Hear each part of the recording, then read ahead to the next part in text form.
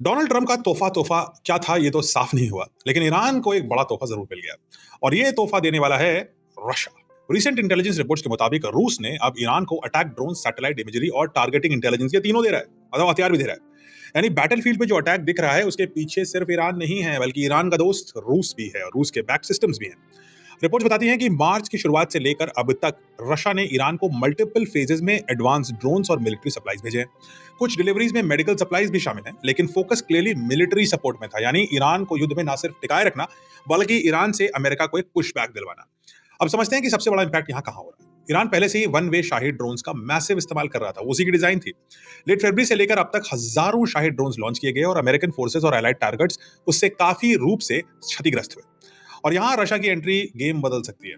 Russia ने Ukraine war में Iran के शाहिद स्टाइल ड्रोन्स को कॉपी करके अपग्रेड किया है, लाइसेंस पे लिया था ईरान से, उनमें कुछ अपग्रेड्स किए और अपने खुद के ड्रोन बनाए। अब रशिया के इन अपग्रेडेड ड्रोन्स में हेवी एक्सप्लोसिव पेलोड्स और बेहतर रेंज जुड़ी हुई है। और अब ये टेक्नोलॉजी जब ईरान को मिलनी शुरू हो गई है, तो ईरान के अटैक ड्रोन्स काफी और ज्यादा डिस्ट्रक्टिव और एक्यूरेट होने शुरू हो जाएंगे। यानी शाहिद ड्रोन से अगर अमेरिका, गल्फ नेशंस और इसराइल परेशान थे, तो उसका भी अब प्रो मैक्स आने वाला है रशिया से। लेकिन सपोर्ट सिर्फ ड्रोन तक ही सीमित नहीं है। रिपोर्ट्स के मुताबिक रशिया ईरान को सैटेलाइट इमेजरी और टारगेटिंग डेटा दे रहा है। अब याद रखिए, ईरान जीपीएस का इस्तेमाल नहीं कर सकता, वो तो अमेरिकन प्रोडक्ट है। लेकिन इसके एवज में, इसके रिप्लेसमेंट में रशिया सैटेलाइट नेविगेशन दे रहा है ईरान को। यानी ईरान के स्ट्राइक्स अब प्रिसिशन बेस्ड अटैक्स बन चुके हैं। अमेरिका की मिसाइल्स अपने टारगेट्स को मिस कर रही हैं, लेकिन ईरान की मिसाइल्स अपने एग्जैक्ट टारगेट पर जा रही हैं। ईरान ने रशिया से एयर डिफेंस सिस्टम्स भी मांगे हैं। दिसंबर में डील हुई थी, जिसमें रूस short range air defence missiles देने के लिए एग्री हुआ था। अब आप सोच रहे होंगे रशिया वेपन्स भेजेगा कैसे, कैसे भेजेगा? तो इसका एक जवाब है, कैस्पियन सी कॉरिडोर। कैस्पियन सी ईरान और रूस के बीच में है और यह रूट लगभग 700 से 800 किलोमीटर का एक मैरिटाइम नेटवर्क के अंदर ऑपरेट करता है, यानी समुद्री रूट है कैस्पियन सी में। अब ट्विस्ट यहीं से आता है, इसराइल ने रिसेंटली इस रूट को डिटेक्ट किया और सक्सेसफुली इस पर स्ट्राइक्स करने की भी कोशिश करी। रिपोर्ट्स के मुताबिक ईरान के नेवल बेस और इंफ्रास्ट्रक्चर पर हिट हुआ।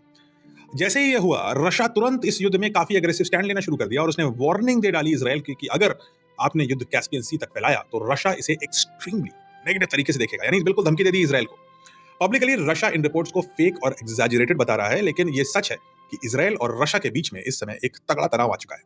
ग्राउंड सिग्नल्स बता रहे हैं कि कोवर्ट रूट्स, यानी छुपे हुए रास्ते में वेपन्स फ्लो हो रहे हैं और इसका जो इम्पैक्ट है वो आने वाले कुछ हफ्ते में बहुत बड़ा हो सकता है इस पूरे रीजनल वॉर के लिए।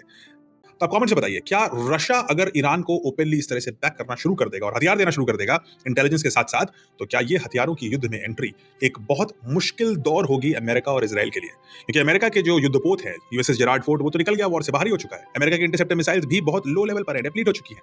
अब क्या रूसी advanced pro max Shahid drones को अमेरिका रोक पाएगा? कमेंट्स बताइए।